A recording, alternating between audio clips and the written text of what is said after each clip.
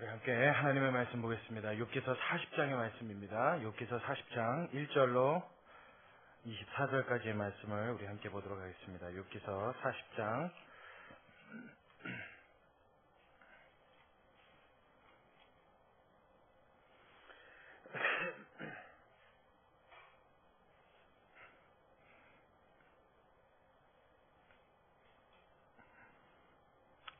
욥기서 40장 1절로 끝절까지인 24절까지의 말씀을 우리 함께 앉아서 교독하도록 하겠습니다. 제가 먼저 읽습니다. 여호와께서 또 욥에게 말씀하여 가라사대 변박하는 자가 전능자와 다투겠느냐 하나님과 변론하는 자는 대답할지니라. 나는 미쳐나오니 무엇이라 주께 대답하리이까 손으로 내 입을 가릴 뿐이로소이다.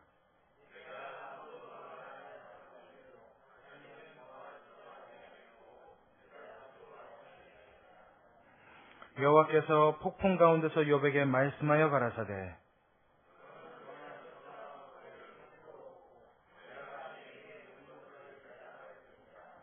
내가 내 심판을 패하려느냐 스스로 의롭다 하려 하여 나를 불의하다 하느냐.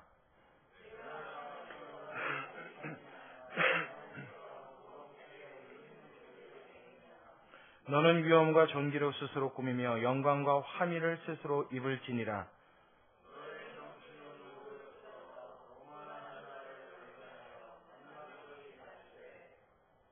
곧 모든 교만한 자를 발견하여 낮추며 악인을 그 처소에서 밟아서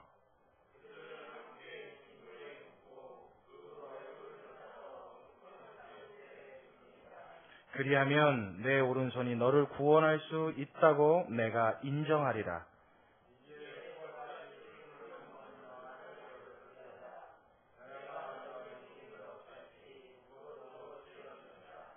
그 힘은 허리에 있고 그 세력은 배의 힘줄에 있고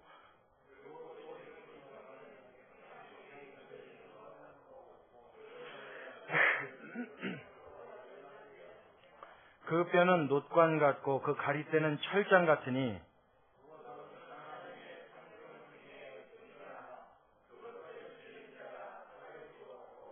모든 들짐승의 노는 산은 그것을 위하여 식물을 내느니라.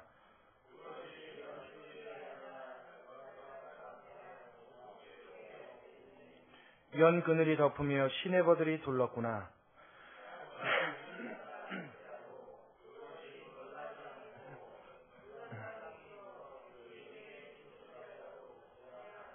함께 읽습니다. 그것이 정신 차리고 있을 때 누가 능히 잡을 수 있겠으며 갈고리로 그 코를 끌 수 있겠느냐. 아멘. 할렐루야.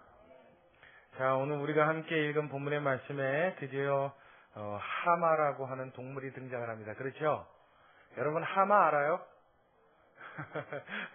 동물원에 가서 못 보신 분들은 TV에서라도 한 번씩들 다 보셨죠? 하마 생긴 거 어때요? 무섭게 생겼습니까? 좀 우스꽝스럽게 생겼습니까? 기죠? 예. 머리하고 궁뎅이하고 크기가 비슷해요. 그래서 꼭 땅콩 큰 놈을 두 덩어리로 붙여놓은 것 같은 생긴 게 하마입니다. 그렇죠? 그리고 꼬리가 얼마나 웃기게 생겼냐면 남자 이렇게 팔뚝 한 마리 정도? 딱 그 정도 길이에요. 그 정도 길이 되는 얇은 게 꼬리에 붙어 있는데 이 하마의 꼬리가 용도가 여러분 뭔지 아십니까?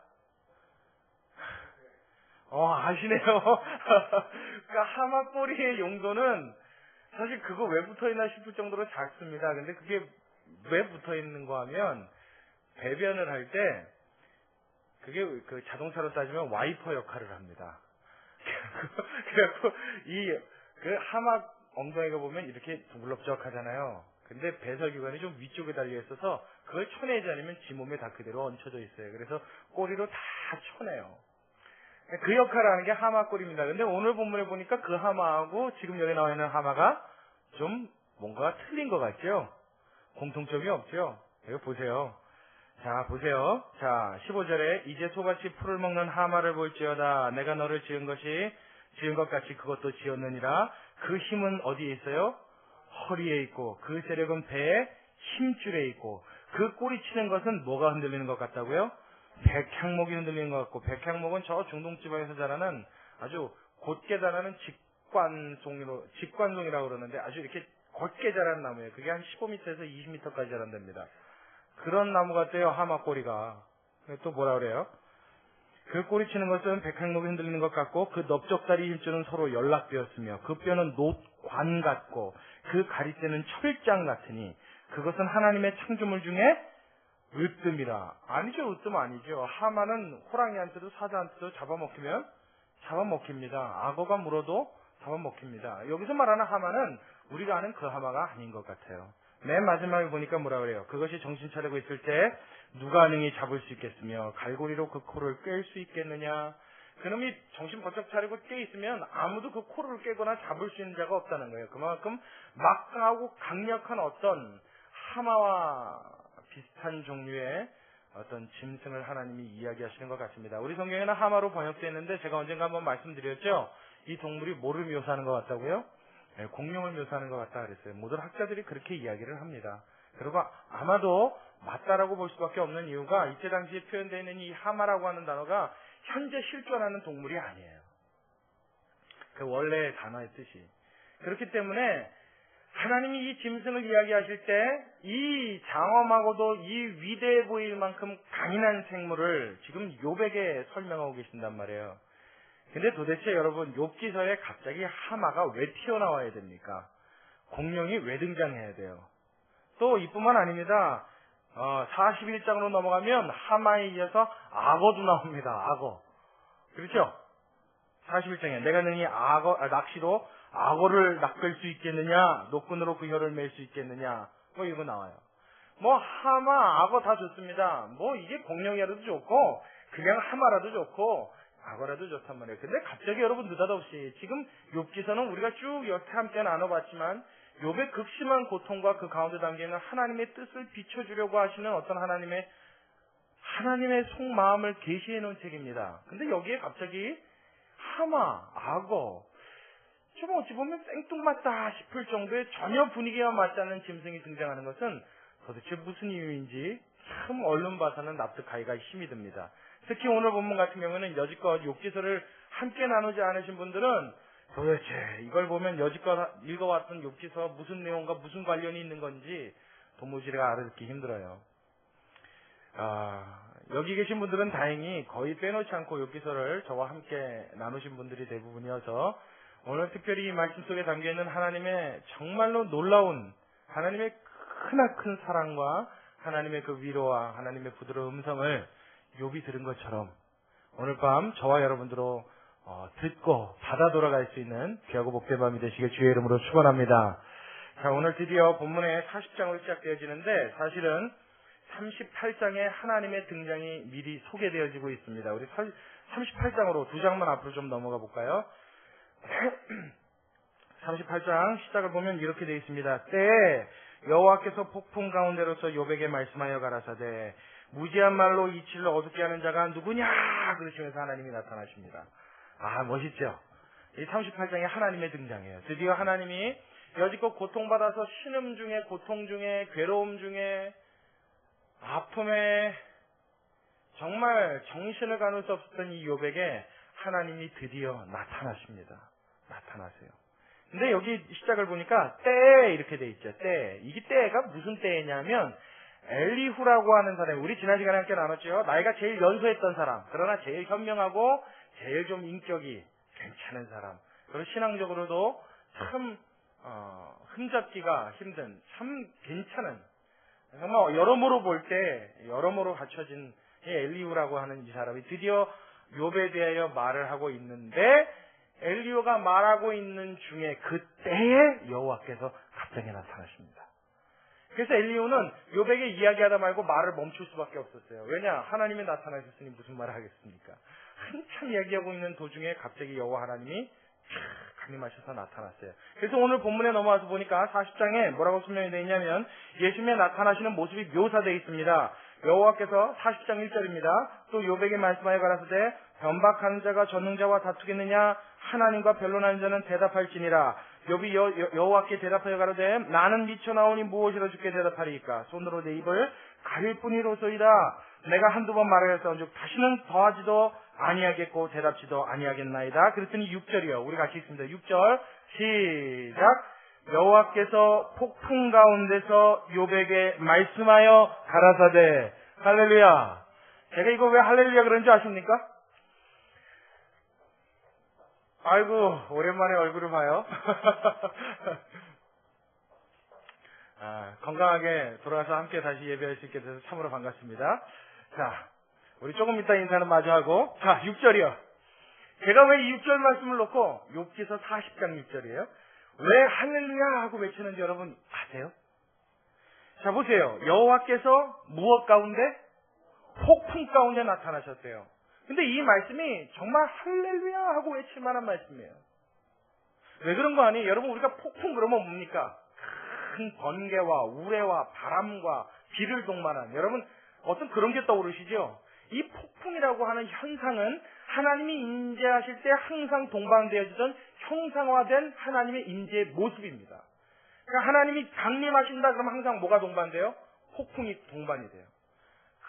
큰 영광의 구름이 함께 동반돼요. 그게 무엇을 의미하느냐? 하나님이 강림하셨다는 것을 의미하는 하나의 상징물입니다. 근데 제가 왜 이 말씀에 여러분에게 할렐루야 하냐면 단순히 멋있어서가 아니에요. 하나님 나타나실 때 폭풍이 확 일어나서 와 멋있다, 예 할렐루야, 이게 아닙니다. 하나님이 왜 폭풍을 동반하시는 줄 아십니까? 하나님이 왜 영광의 구름을 둘러 진치셔서 하나님이 임재하실 때 하나님이시니까 뭔가 좀 멋들어지게 임재하시려고 그렇게 하신 것 같아요? 여러분 그 이유가 혹시 뭔지 아십니까? 여러분 하나님이 창조하신 태양을요, 여러분 두 눈을 똑바로 뜨고 쳐다볼 수 있는 분 한번 손 들어보세요. 없죠? 그거 한 5분 정도 쳐다보면 눈 어떻게 됩니까? 큰일 나죠? 선글라스를 끼고도 태양은 잘 쳐다보지 못하게 합니다. 왜냐면 거기서 오는 자외선 때문에 아무리 인간이 만든 선글라스가 그 자외선 차단을 잘 해준다 해도 눈에 좋은 영향을 미칠 수가 없습니다. 하나님이 만들어 놓으신 광명 중에 하나인 태양빛도 사람은 눈으로 바라볼 수가 없습니다. 하물며 하나님이 강림하실 때 만일 죄된 인간이 눈을 멀쩡히 뜨고 하나님을 본다면 어떻게 되겠어요? 하나님도 친히 말씀하셨죠. 나를 보고는 살 자가 없음이니라. 모세가 하나님이여 당신의 선한 형상을 나에게 보여주옵소서. 그래서 하나님이 그것도 허락하셨더라 그랬어요. 근데 하나님은 허락하셨는데 정작 누가 못 봐요? 모세가 못 봐요. 하나님은 보여주셨는데 모세가 볼 수 없는 나약한 인간이에요. 그래서 하나님이 어떻게 해요? 큰 바위 밑에 숨기시고 손으로 덮어두셨다가 하나님이 그 앞에 선한 형상들을 다 지나가게 하시고 하나님이 손을 거두시며 모세는 하나님의 무엇을 봤다고요? 등만 살짝 봤다고요. 하나님의 등을 보았더라. 살아있는 육체를 갖고 있는 사람으로서는 어느 누구도 하나님을 볼래야 볼 수가 없습니다. 그래서 하나님은 강림하실 때 무엇과 함께 강림하시는 거예요? 폭풍과 함께, 큰 영광의 구름과 함께 하나님은 함께 강림하시는 겁니다. 왜요? 당신의 영광을 가리기 위해서요. 이게 무엇입니까? 죄된 인간이 하나님을 보고 죽을까봐, 견디지 못할까봐 그 연약한 인간들을 위한 하나님의 배려입니다. 하나님이 인간과 맞대면에서 이야기해도 그 이야기가 성사될 수 있도록, 그 대화가 가능할 수 있도록 하나님이 취해놓으신 조처가 뭐예요? 폭풍 가운데 임하시는 하나님이신 거예요. 할렐루야! 할렐루야 할 만하죠. 여러분, 그래서 하나님 우리 가운데 폭풍 중에 임하시는 줄로 믿으시기 바랍니다. 하나님은 영광을 동반하고 구름을 동반하고 함께 나타나신 거예요. 당신과 함께 맞대면하여 대화할 수 있도록. 뿐만 아니라 오늘 본문에 보면 참 이걸 뭐라고 표현해야 될지 두렵기도 하고 어떻게 보면 좀 무겁기도 하고 좀 무섭기까지 한 그런 말씀이 한 구절 등장을 합니다. 우리 7절의 말씀이요. 자, 여러분 한번 크게 읽어보세요. 7절 시작.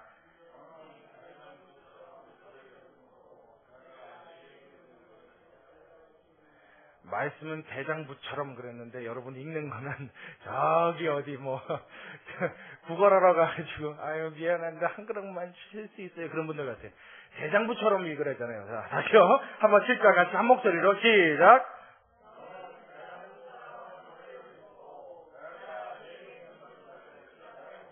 이 말씀이 처음 여기만 등장하는 게 아니에요. 38장에 하나님이 처음 재림이란다. 하나님이 처음에 강림하셨을 때 욥에게 처음 하셨던 말씀도 이 말씀 하십니다. 이게 두 번째 말씀입니다.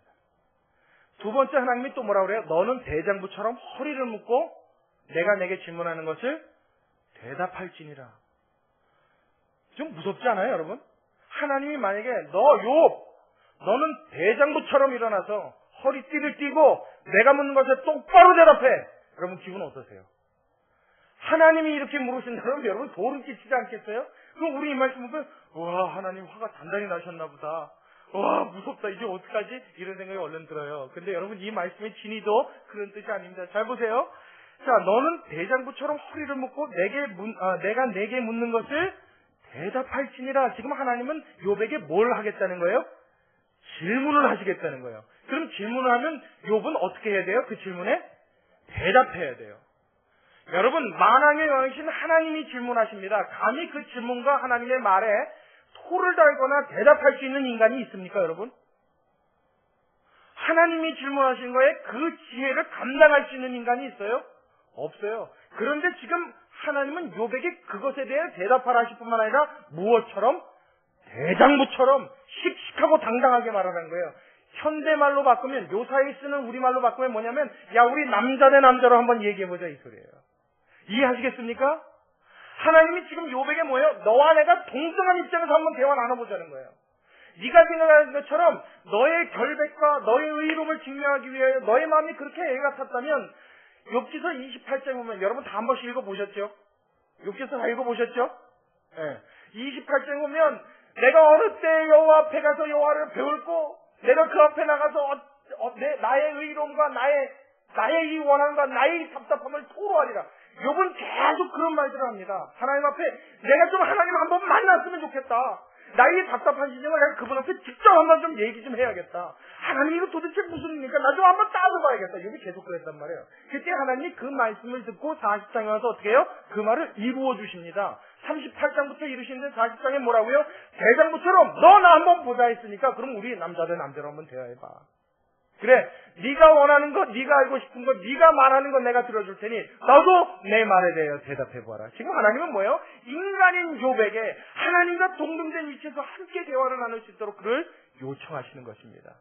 할렐루야, 할렐루야. 하나님이 주시는 은혜인 줄로 믿으시기 바랍니다. 여러분 우리는요 피조물입니다. 하나님이 창조하신 창조물입니다. 창조주가 피조물에게 오셨어요. 창조물이 조물주에게 할 수 있는 유일한 행동은 무엇밖에 없습니까? 순종과 경배밖에 없습니다. 조물주가 오셔서 창조물들에게 무언가를 말씀하시는데 거기다가 토를 달 수 있는 이 창조물들이 어디 있냔 말이에요. 근데 하나님은 당신이 창조하신 인간, 그 중에도 연약한 이 욥에게 오셔서 뭐라고 해요? 대장부처럼 내 말에 너는 당당하게 대답하라는 거예요. 내 말에 대답할 수 있는 자격을 주겠다는 거예요. 우리 같이 한번 이야기해보자는 거예요. 하나님의 이 크신 은혜와 사랑 앞에 여러분 모두가 동참할 수 있는 하나님의 축복의 길이 열리게 되시길 주의 이름으로 축원합니다. 하나님은 먼 데 계셔서 우리의 음성을 멀리서만 들으시는 분이 아닙니다. 언제든지 우리를 찾아오셔서 우리에게 말하게 하시고 우리의 소리를 들어주시고 우리의 음성에 귀 기울여 주시는 은혜의 하나님인 줄로 믿으시기 바랍니다. 할렐루야, 할렐루야. 자, 여기까지 여러분 은혜가 돼요, 안 돼요? 이 말씀이 여러분에게 은혜가 됩니까, 안 됩니까? 되죠?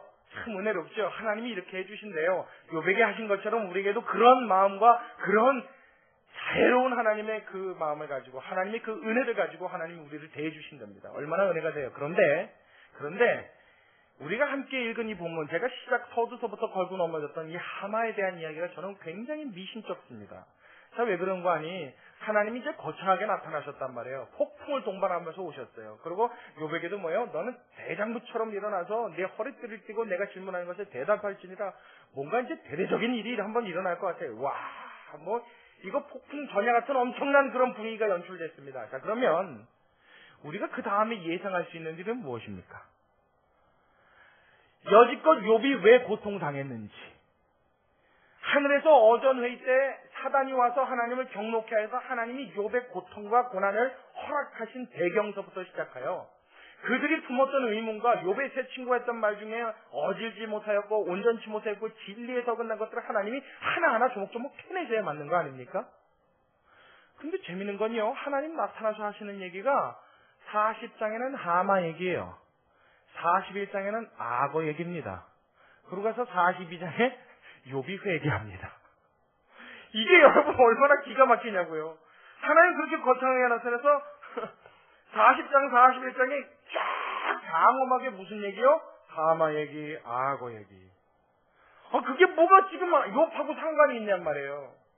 이 사실에 대해서 우리는 저기 사실 실망감을 좀 감추기가 어렵습니다. 무슨 하나님이 나타나서 뭐 이런 얘기를 해. 게다가 하나님이 38장부터 41장까지 여러분 집에 가서 한번 시간 되시는 분들은 대보세요. 하나님이 욥한테 몇 가지 질문을 하시나, 혹시 영어가 가능하신 분들은 영어 성경을 펴놓고 그 질문의 개수를 한번 해보십시오. 제가 재봤는데 하나님이 형이상학적인 질문, 형이사학적인 질문을 총망라해서 71가지의 질문을 던지십니다. 굉장히 많은 질문을 던져내세요. 그냥 쉴 새 없이 하나님이 질문을 뱉어냅니다. 근데 그게요, 욥이 당하는 고통과 사실은 아무 관계가 없는 얘기입니다. 우리 조금만 볼까요? 39장으로 한번 볼게요. 자, 1절 보세요. 제가 한번 읽어보겠습니다. 산염소가 새끼 치는 때를 내가 아느냐? 암사슴의 새끼 낳을 기간을 내가 알 수 있느냐? 그것이 몇 달 만에 만삭되는지 아느냐? 그 낳을 때를 아느냐? 그것들은 몸을 굽히고 새끼를 낳아 그 괴로움을 지내어버리며 그 새끼는 강하여져서 빈들에서 길리우다가 나가고는 다시 돌아오지 아니하느니라. 누가 들 나귀를 놓아 자유케 하였느냐? 누가 빠른 나귀를 메인 것을 풀었느냐? 내가 들로 그 집을 짠 땅으로 그 사는 초소를 삼았느니라. 들 나귀는 이거 무슨 동물 농장도 아니고 계속 무슨 산 염소 나귀, 그죠? 10절 가니까요. 내가 능히 줄로 들 소를 메요. 진짜 소예요. 그죠? 이게 맨 짐승 얘기 아니면 형이상학적인 이상한 얘기. 내가 바닥 끝에 경계를 정할 때 네가 거기 있었느냐? 이게 무슨 말인지도 못 알아듣는 얘기입니다. 근데 여러분, 이런 질문들을 하나님이 막 쏟아놓는데, 여러분 더 놀라운 것은 욥도 대단한 인물입니다. 욥도 굉장한 인물이에요. 그의 지혜가 엄청나다 할 만한 성경의 구절이 있어요. 자, 우리 거기를 한번 찾아볼게요. 자, 우리 27장으로 한번 가봅니다. 26장.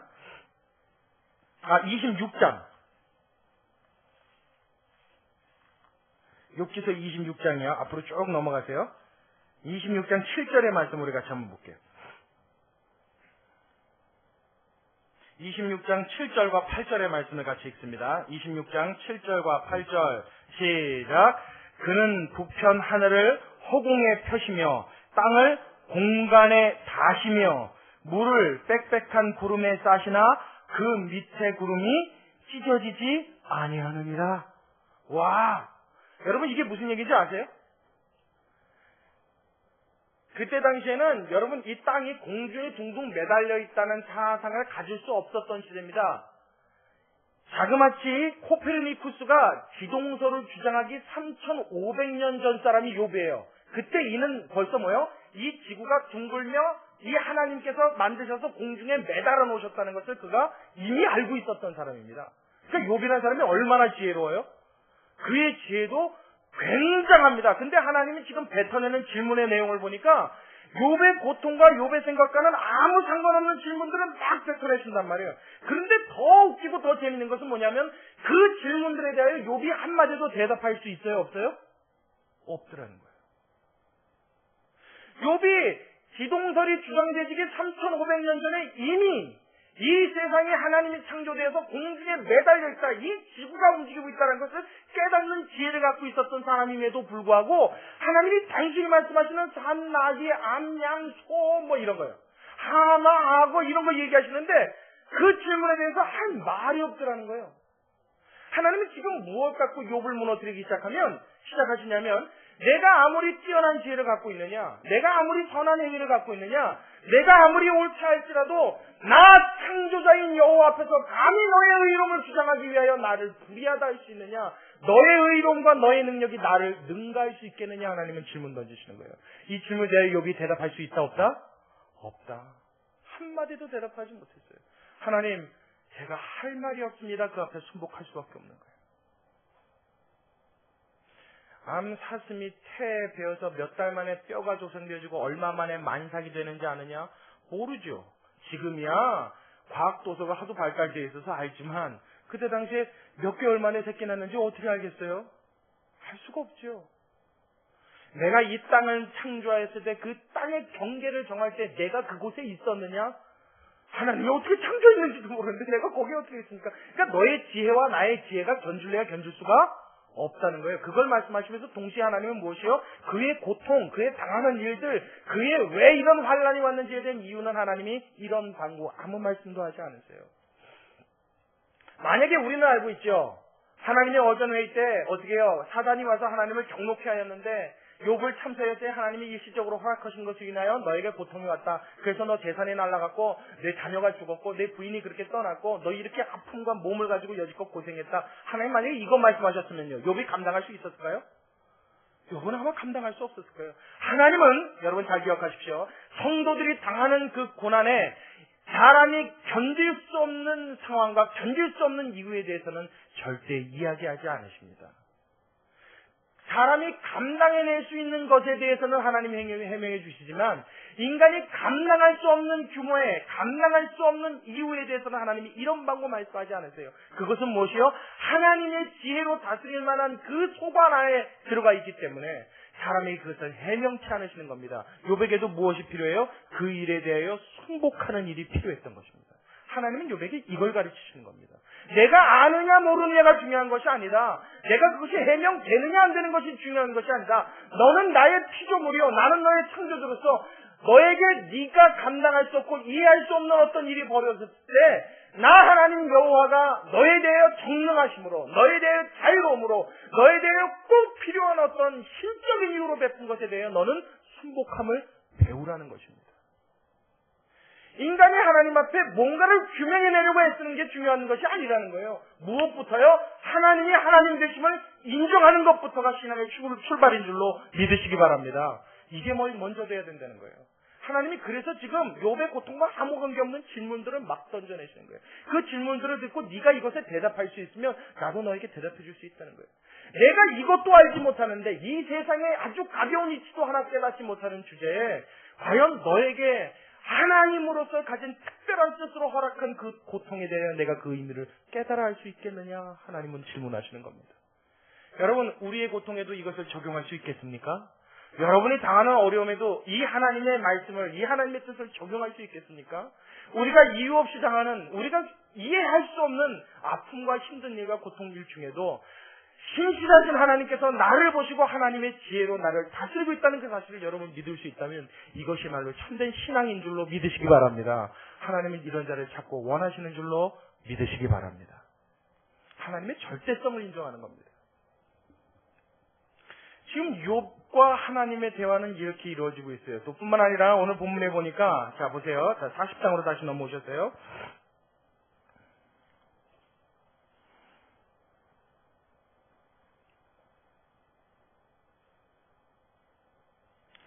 아, 38장, 그 앞에 있는 말씀 한번 볼게요. 38장, 우리 33절을 같이 봅니다. 38장, 33절.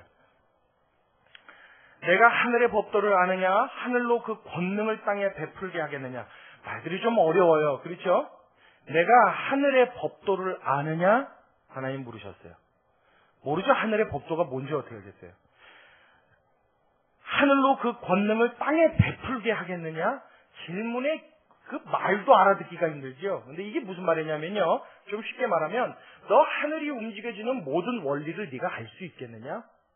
어떻게 하루 주기를 정확하게 지구는 돌아가고 자전을 하고 공정을 하는지 너 그거 원리 아냐?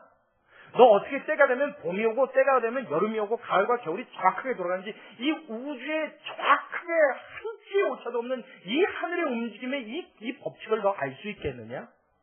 그 법칙을 통하여서 이 땅에 이루어지는 1월 성신이라고 하죠. 달과 해와 모든 이 기후와 이 천체의 모든 일들로 이루어지는 땅의 이상한 일들, 땅에 일어나는 모든 변화들, 나무가 자라고 풀이 자라고 짐승이 나이를 먹고 나이가 되면 죽고 새로운 생명이 태어나거든. 이 모든 법칙을 내가 적용하여서 그대로 일어나게 할 수 있겠느냐? 너 그게 가능하냐? 너 네가 그거 할 수 있겠느냐? 욥이 뭐라 그래요?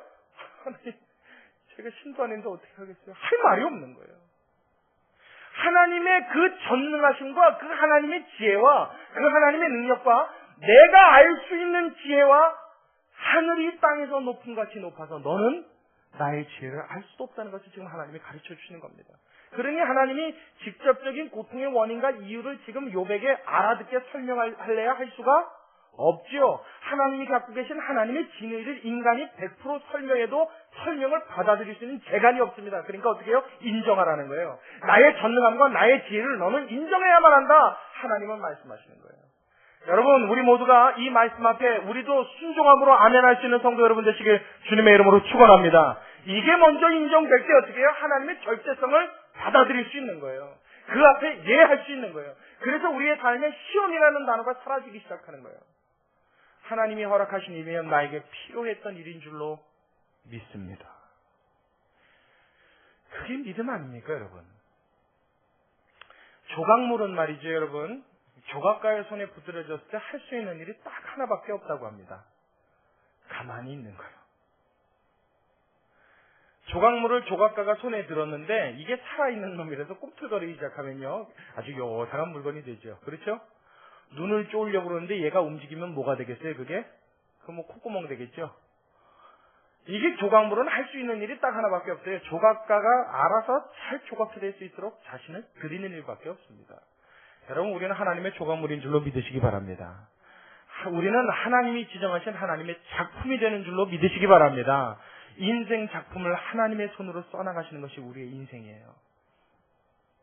그 인생길 위해서 하나님이 원하시고 하나님이 기뻐하시는 모습이 될 수 있도록 저와 여러분의 삶 속에 하나님의 절대적인 권리와 하나님의 주장과 하나님의 절대성을 인정할 수 있는 우리 모두가 될 수 있기를 주님의 이름으로 축원합니다. 할렐루야. 그게 우리가 돼야 됩니다.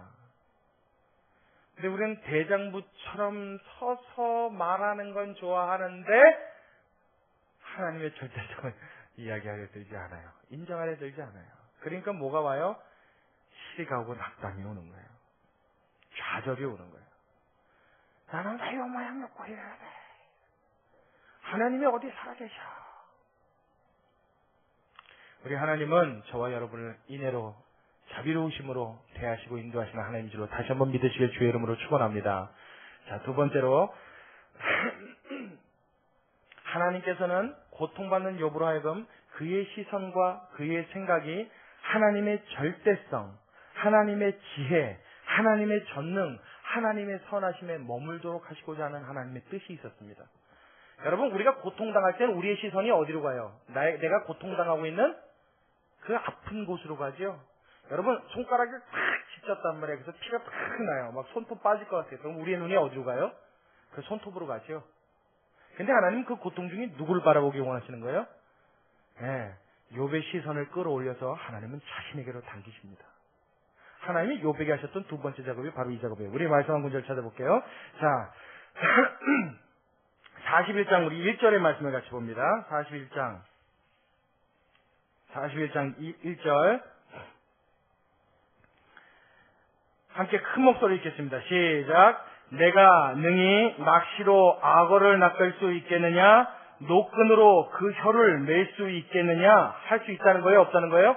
없다는 거죠. 그 앞절에도 나와 있는 우리 40장 24절의 하마에 관한 이야기입니다. 그 하마, 그것이 정신 차리고 있을 때 누가 능히 잡을 수 있겠으며 갈고리로 그 코를 끌 수 있겠느냐?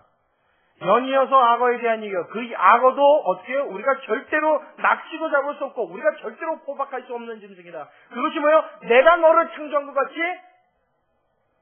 내가 창조한 나의 창조물이다 이거예요. 내가 창조한 그 창조물조차도 너희들은 너희의 임의대로 너희 마음대로 할 수 없지 않느냐. 그래서 공룡이 등장하는 거예요, 여러분. 여기 나타나는 악어고 하마가 늦게 오신 분이 있으니까 제가 한 번 더 설명할게요. 공룡이에요, 공룡. 다이노서. 근데 여기 이 40장에 나와 있는 공룡은 아마도 이 뭐라 그러죠? 그거? 수중 공룡인가요? 그 물에 사는 애들이 있죠. 몸뚱아리 길고 목 길고 그 꼬리 긴 애들이요.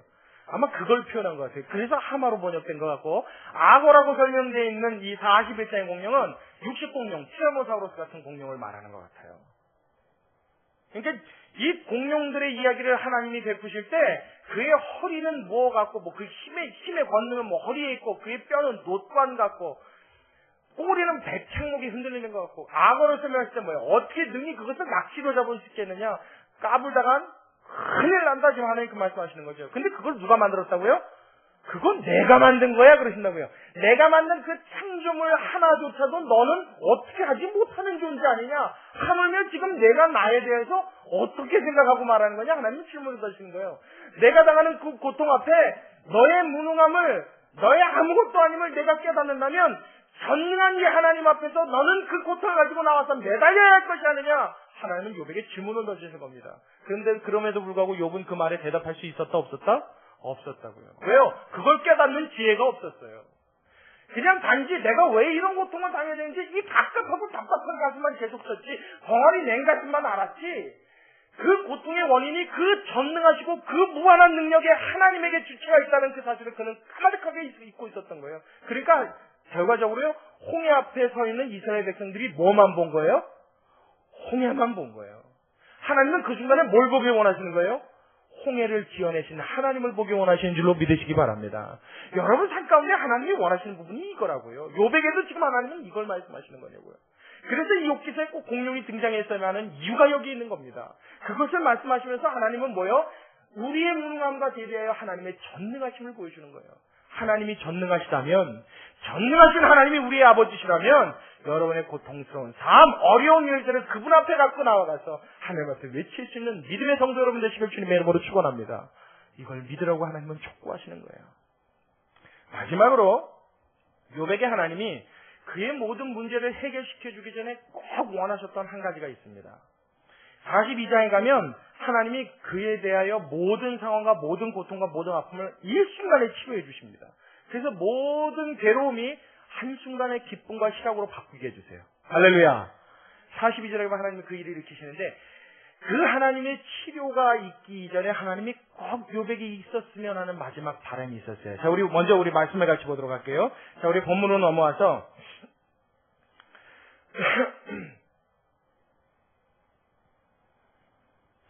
자, 우리 40장 4절의 말씀 우리 같이 한번 봅니다. 40장 4절의 말씀. 40장 4절의 말씀 우리 본문에요. 자, 여러분들만 한번 크게 읽어보도록 할게요. 40장 4절 시작.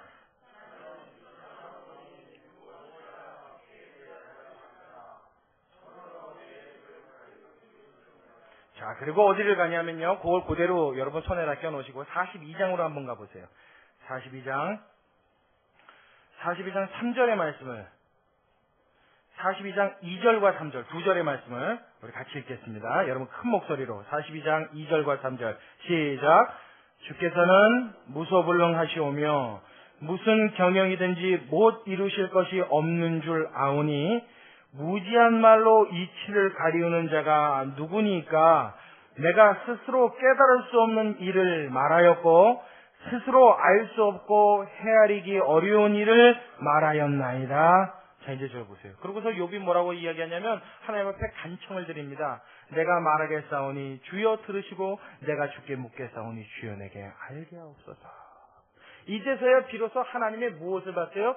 그 전능하신 것, 그 광활하심을 욥이 봐버린 거예요. 그걸 보고 나자 여지껏 자신의 고통에 대하여 하나님을 원망하고 탓했던, 이해할 수 없는 이 고통에 대해 나 하나님 좀 한번 만나서 따져보고 싶다 했던 자신의 그 부끄러운 모습이 그의 눈앞에 한눈에 비춰졌던 것입니다. 근데 여러분, 이 작업이 왜 일어나는 줄 아십니까? 여러분이요, 오늘 집에 가셔서 꼭 하셨으면 좋겠어요. 38장부터 41장까지를 조용히 한번 음미해 보십시오. 그러면 어떤 느낌을 받냐면, 물론 질문의 내용은 무슨 말인지 하나도 못 알아들을 내용이 거의 대부분입니다. 막 형이상적인 이야기가 나와서 이 질문의 말이 도대체 뭐야 할 정도로 그 말의 내용이 어리벙벙합니다. 그런데 여러분, 그 장면을 가만히 떠올려 보세요. 지금 이곳에는요, 욥만 있는 것이 아니라 욥의 세 친구가 있죠. 그렇죠? 빌닷과 소발과 엘리바스, 이 세 친구가 있습니다. 뿐만 아니라 또 누가 있어요? 마지막에 등장했던 엘리후가 있어요.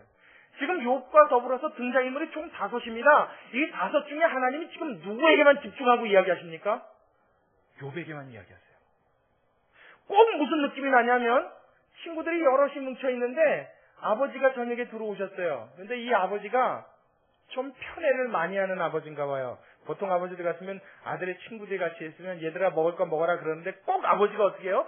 아들만 살짝 보면서 어이 아들 건넌 방으로 와. 갔더니 맛있는 걸 사왔단 말이에요. 요즘엔 맛있는 게 뭐예요? 옛날엔 통닭 그러면 최고였는데 요즘에 애들 통닭 그러면 살찐다고 잘 안 먹죠. 그 아들이 좋아할 만한 그 음식을 딱 사와서는 어떻게 해요? 야, 친구들 많으니까 너 팽이야 집어먹어. 팽이 먹고 얼른 가. 그래서 그 아빠가 그 아들에게만 그 음식을 싹 풀어놓고 얼른 입에다 넣어주는 것처럼 꼭 마치 38장부터 41장까지 하나님이 욥에게 대하시는 모습은요, 욥의 손을 붙들고 너 나랑 같이 산책 좀 할래? 그러고 끌고 나가시는 것 같아요. 그래서 이 땅의 기초를 봐라, 이 땅의 경계를 봐라, 이 바닷물의 경계를 봐라, 저 산에 만들어진 저 숲을 봐라, 그 속에 뛰어다니는 산양을 봐라, 암나기를 봐라, 소를 봐라. 하나님이 이것들을 다 들러서 어떻게 해요? 욥에게 이야기하시는 것처럼 꼭 마치 넌 내 손 붙들고 나랑 같이 산책할래? 그리고 하나님이 그를 팔짝 끼고 같이 다니시는 것 같은 느낌을 받아요. 하나님이 욥에게만 대면하시고 이야기하신다고요. 할렐루야. 할렐루야. 비록 그 내용이 못 알아들을지라도 그 말이 너무나 엄청나서 그 하나님과의 대화, 이 신적인 대화를 우리의 지혜로 감당할 수 없을지라도 그 모습은 마치 뭐요? 사랑하는 아버지가 그 아들만을 품에 안은 것처럼 하나님 욥을 이렇게 다루시고 계시다는 거예요. 그러고 났더니 욥이 어떤 변화가 일어났어요? 욥의 마음속에 지금 우리가 방금 읽었죠. 욥기서 40장 4절. 나는 뭐요? 무엇하오니? 미천하오니. 이전까지는 욥이 뭐라고 그랬어요? 나는 의로운데 하나님이 나를 못 잡아먹어서 앉아계시다 그랬단 말이에요. 도대체 하나님이 나를 변박할 이유를 찾으시고 나를 구덩이에 넘어뜨리시고 하나님이 왜 나를 이렇게 대하는지 모르겠다. 욥이 계속 그랬다고요. 근데 그 하나님이 욥을 살짝 불러서 하나님과 함께 있는 시간을 만들어주고 났더니 뭐 하나님이 욥한테 해명했습니까? 사과했습니까? 그런 거 없지요. 그냥 욥을 불러서 하나님과 함께하는 시간을 딱 만들어 놓고 하니까 욥이 어떻게 바뀌어버렸어요? 주여 나는 미쳐나오니. 꼭 마치 무엇과 같냐면요, 예수님이 갈릴리 바닷가에서 밤새도록 어부들이 물고기 한 마리도 못 잡았어요. 그랬더니 오셔갖고 뭐라 그래요? 깊은 데로 그물을 좀 던져보시오 그랬단 말이에요. 그랬더니 주여 내가 밤새도록 잡은 것이 없습니다마는 당신의 말을, 선생님 당신의 말을 의지하여 내가 깊은 곳으로 던지겠나이다. 그리고 던졌더니 어떻게 그물이 막 찢어지면서 올라왔어요. 그럴 때 베드로가 뭐라고 얘기했어요? 예수님한테 무릎을 탁 꿇더니 한 얘기가 한 마디 있죠? 주여 나를 떠나소서 나는 다같이 죄인으로서이다. 하나님을 만난 자는 여러분 삶이 이렇게 바뀌는 줄로 믿으시기 바랍니다. 그래서 여러분 고통당하고 환난당하는 자에게는요 신방이 중요한 게 아니고요 그에게 가서 뭘 사주는 게 중요한 게 아니고 그 어려움을 해결해주는 물질이 중요한 게 아닙니다. 제일 먼저 해야 될 일이 뭔지 아세요? 그가 하나님을 만날 수 있도록 기도해주는 일이 제일 중요한 일인 줄로 믿으시기 바랍니다. 물론 고통당하는 자는 그 고통이 해결되는 것만큼 기쁜 일이 없겠죠. 그러나 여러분 하나님 편에서는 그거보다 더 중요한 일이 있단 말이에요. 해결받기 전에 일어나야 될 일이 있어요. 여러분 잘 기억하십시오. 여러분 삶 가운데 내가 고난이 있다라고 생각하시는 분들은 꼭 이 사실을 기억하세요. 하나님이 이것이 될 때까지 그 고난의 시간을 연장하실 겁니다. 무엇이 되길 원해요? 그 고난 중에 하나님 만나는 일이 반드시 먼저 있어야 되는 줄로 믿으시기 바랍니다. 하나님이 그 일을 위해서 고난을 허락하신 거예요.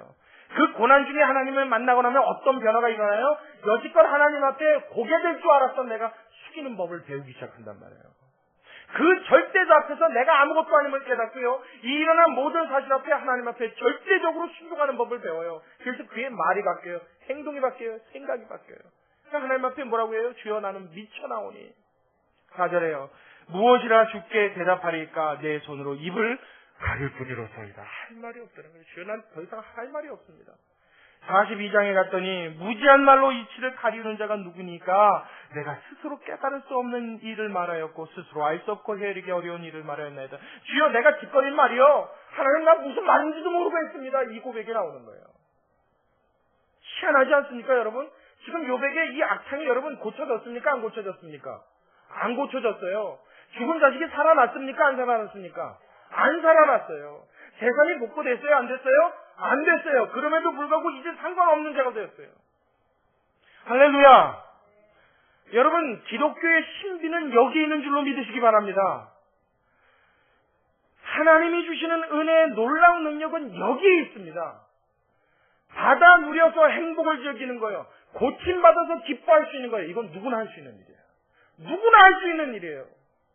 집을 새로 사서 너무 하나님 앞에 감사드려요. 감사한 건 어느 종교에서도 다 할 수 있는 일이에요. 다 할 수 있는 일이에요. 근데 여러분 이 하나님이 주시는 사랑을 경험한 자는요. 이 특별한 특별한 일이 일어납니다. 어떤 일이요? 회복되지 않아도 감사하는 법을 배워요. 고쳐지지 않아도 즐거움이 느껴져요. 내 상태는 나아지지 않았는데도 하나님을 찬양할 줄 아는 방법을 배워요. 할렐루야. 내 삶의 어떤 조건이 아니라 하나님 한 분만으로 감사할 수 있는 길을 알게 되는 줄로 믿으시기 바랍니다. 이게 욥에게 하나님이 가장 원했던 마지막이래요. 그래서 내게 내 자식을 돌려주지 않아도 너 나를 사랑할 수 있겠느냐? 내가 내 재산을 복구시켜주지 않아도 너 나를 정말로 진심으로 감사하며 행복하며 나를 사랑할 수 있겠느냐? 내가 너에게 정말 절대적인 하나님이 될 수 있겠느냐? 너는 나의 자녀가 되고 나는 너의 하나님이 될 수 있겠느냐? 하나님은 질문하시는 거예요. 여러분, 이 질문을 들으시는 여러분 되시길 주님의 이름으로 축원합니다. 그래서 처음 모여 사단이 하나님을 공격했죠. 뭐라고요? 욥이 까닭없이 하나님을 찬양하리이까? 그가 까닭없이 하나님 앞에 순전함을 지키리이까? 저가 가진 재산을 앗아가 보십시오. 분명히 정면으로 도전하여 하나님을 대항하여 하나님을 욕하리이다. 그때 하나님이 뭐라고 그러셨어요? 해보라 그러셨죠. 하나님이 뭘 원하시는 거예요? 조건이 아니라 하나님 자신을 사랑할 수 있는 자녀들을 하나님은 원하시는 줄로 믿으시기 바랍니다. 이게 하나님이 욥에게 원했던 마지막 하나님의 바람이에요. 성도들이 고통당하고 근심당하는 것이 본심이 아니시랍니다. 할렐루야. 하나님이 본심이 아니다 그러면 진짜 본심이 아닌 거예요. 하나님은 그냥 이 인사치레로 말씀하시는 법이 없습니다. 하나님이 그렇다 그러면 그 말은 그런 거예요. 우리는 항상 인사치레죠. 우리는 거의 말의 한 80%가 인사치레잖아요. 그렇죠? 저보고도 보면 사람들이 속으로는 어떻게 생각할지 몰라도 참 체격 좋고 인물이 훤하십니다. 뭐 훤하긴 뭘 훤해요. 안 그렇지 제가 알아요. 제 얼굴 이렇게 봐도 그냥 이렇게 별로다. 그 체격이 이게 좋습니까? 좀 뚱뚱하지. 그죠? 웃어도 돼요. 저 그렇게 생각을 해요.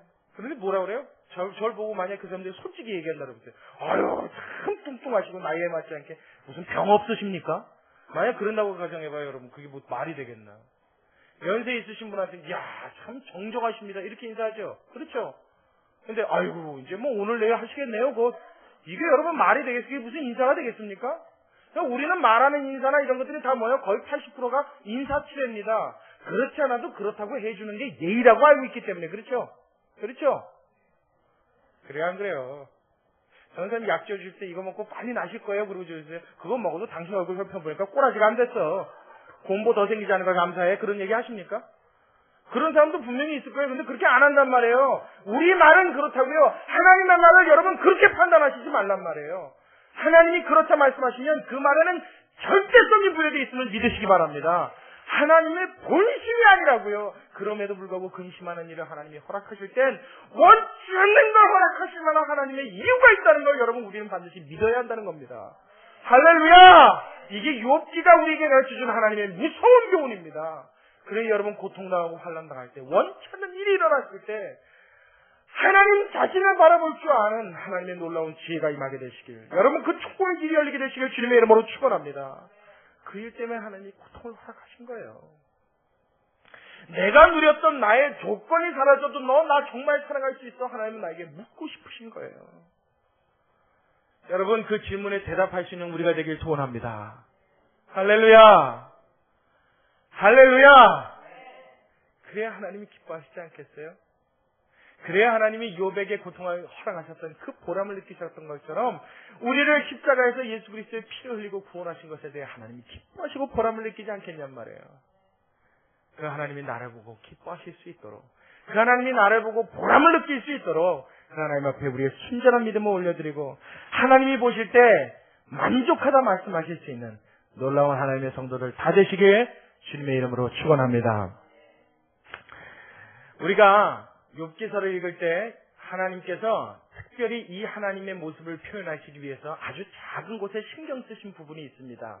우리는 아마 못 느낄 거예요. 여러분은 한글 성경만 읽으니까 하나님 그러면 다 하나님 이렇게 번역돼서 여러분이 모르실 거예요. 근데 원어 성경을 보면 욥기서 1장부터 37장까지 나와 있는 하나님의 이름과 욥기서 38장부터 42장까지 나와 있는 하나님의 이름이 틀립니다. 여기서 1장부터 37장까지는 하나님의 이름이 나올 때 어떻게 표현되냐면 엘샤다이 이렇게 표현돼요. 엘샤다이. 이게 하나님이라는 이름의 또 하나의 표현, 명칭입니다. 하나님의 명칭인데 엘샤다이 그러면 어떤 하나님을 말씀하시냐면 전능의 하나님, 불가능이 없으신 완벽의 하나님, 능력의 하나님, 이걸 표현할 때 엘샤다이 이렇게 해요. 그래서 우리 찬양 중에도 그런 찬양이 있어요. 엘샤다이 엘샤다이 뭐 이런 찬양이 있어요. 그래서 그 전능의 하나님을 막 찬양하는 그런 노래가 있거든요.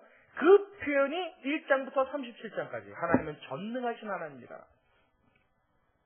근데 하나님이 딱 등장하시는 38장서부터요. 하나님이 자기 자신을 가르쳐서 엘샤다이라는 표현을 빼버리시고 다른 이름을 갖다 놨습니다. 그때 나오는 단어가 뭐냐면 여호와, 야훼라는 단어가 등장을 해요. 야훼도 하나님입니다. 하나님의 영원토록 이체자 하나님의 영영한 성호, 하나님의 이름입니다. 야훼. 우리말로는 여호와 그러지만 원래 히브리 단어에는 자음이 없어요. 그래서 야훼예요.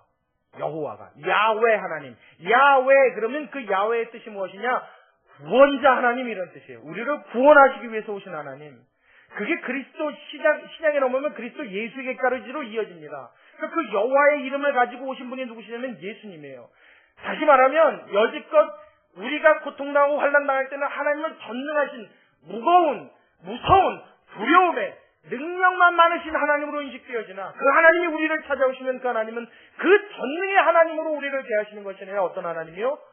구원자가 되셔서 나를 보듬어 주실 수 있는 저와 여러분의 영혼의 아버지가 되심을 믿으시기 바랍니다. 하나님 이걸 표현하고 싶어서 욥기서 전체에 자신의 호칭을 다르게 쓰고 계세요. 참 놀랍지 않습니까 여러분? 사람에게 하나님이 자신을 보여주시는데 이렇게 예민하게 신경을 쓰고 계신 거예요. 누가요? 하나님이요. 누구에게요? 그의 창조물인 우리들 나에게요. 이 사랑을 여러분 빨리 마음으로 깨달을 수 있게 되길 주님의 이름으로 축원합니다. 제가 예전에 신도교회라는 데서 사역을 할 때요. 우리 청년부들하고 같이 성경 공부를 하면 늘상 하던 얘기가 있었습니다. 항상 주제가 있었어요. 그 주제를 놓고 항상 가르치고 설교도 하고 이야기도 하고 개인적으로 시간 가질 때도 그런 얘기를 많이 해줬어요. 그럼 들을 때는 전부 다 이럽니다. 그런데 어느 날 한 1년 좀 넘었나요? 한 1년 반 지났나요? 이 친구들이 여름에 어디 캠프를 갔다 왔어요. 청소년들 모여서 뭐 4박 5일 동안 막 하는 캠프를 갔는데 갔다 오는 길에 저한테 전화가 왔어요. 그래서 무슨 일이냐 그랬더니 저희 지금 가는 길인데 전사님 나올 수 있어요? 그래서 나올 수 있지. 그랬더니 식사를 좀 같이 하죠. 그래서 청년들이 5명이 이렇게 왔더라고요.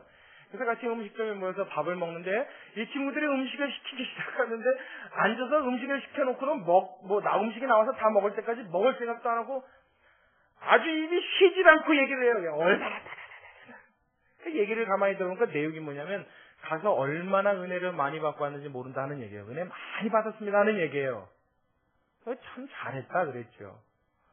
그래서 저 얘기를 저렇게 나한테 침튀기가 하는 이유가 뭔가? 저는 그 순간에 그 생각을 했어요. 왜냐하면 캠프에 가서 그렇게 은혜를 받고 왔다고 하는 거 보니까 전도사님한테는 못 받았던 은혜가 거기를 가니까 있더라고요. 지금 나한테 그 얘기를 하려고 그러나? 저는 그 생각을 한 거예요. 무슨 의도지? 그래서 제가 나중에 물어봤어요. 근데 너네가 지금 거기 가서 은혜 받고 온 걸 나한테 이렇게 막 그 열변을 토하는 이유가 뭐니? 그랬더니 그 중에 한 여자친구, 지금도 잊혀지질 않아요. 그 친구의 얼굴이 그 얘기를 딱 질문 던지니까 그 대답을 하려다 말고 울컥 하나 봐요. 그래서 말을 못하고 한 30초 정도를 그냥 눈물을 이렇게 흘리면서 닦더라고요. 그러더니 고개를 들어서 하는 얘기가 뭐냐면 선생님 저희가 너무 은혜를 많이 받았는데 이 같이 갔던 5명의 친구가 똑같이 한 얘기가 있습니다. 그래요.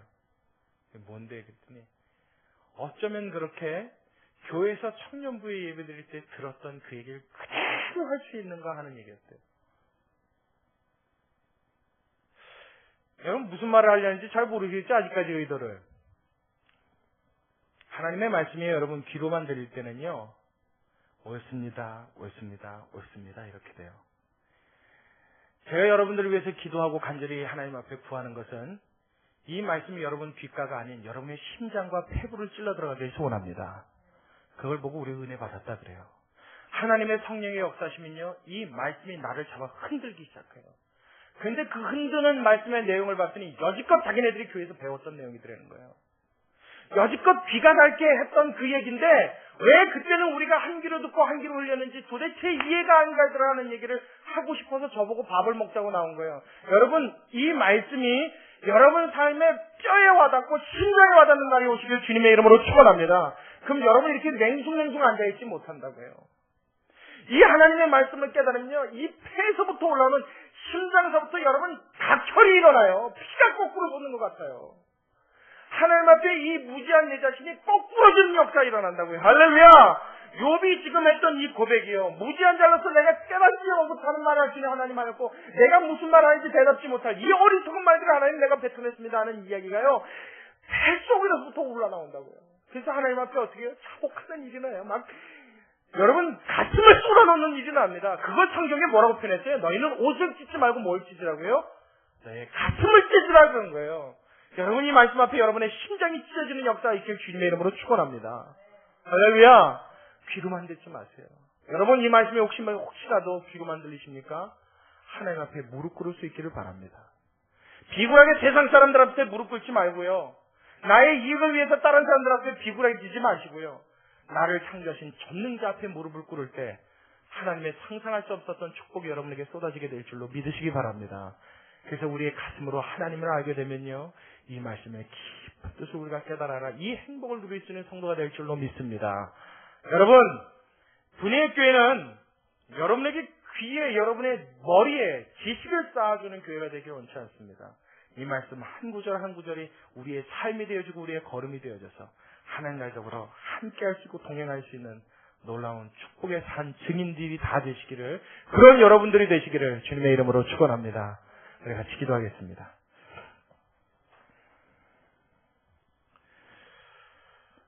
고맙고 감사하신 우리 아버지 하나님,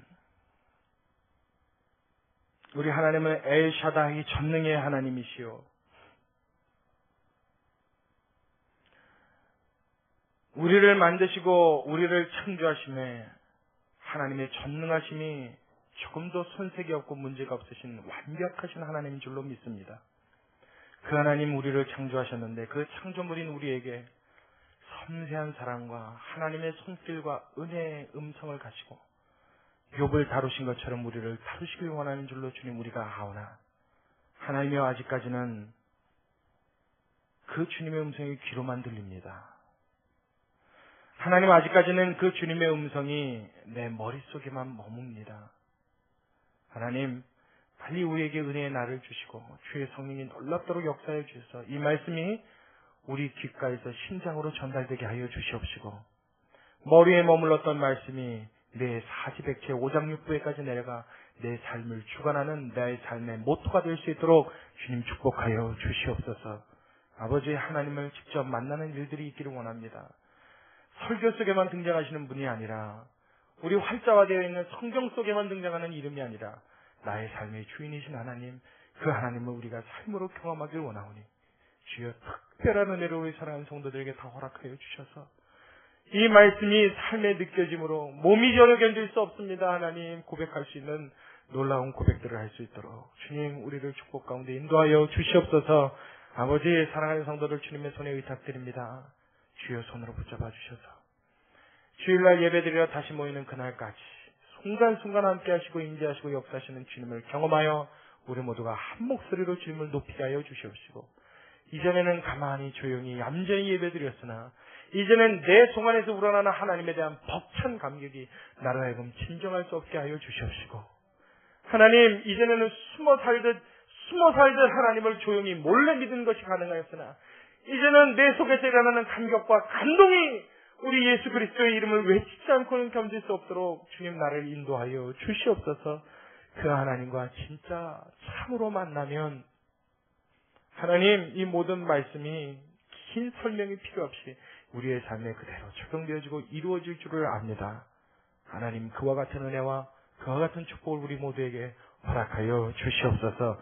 주님께 감사를 드리며 살아계신 예수님의 이름으로 기도드리옵나이다. 아멘. 우리 찬송가 420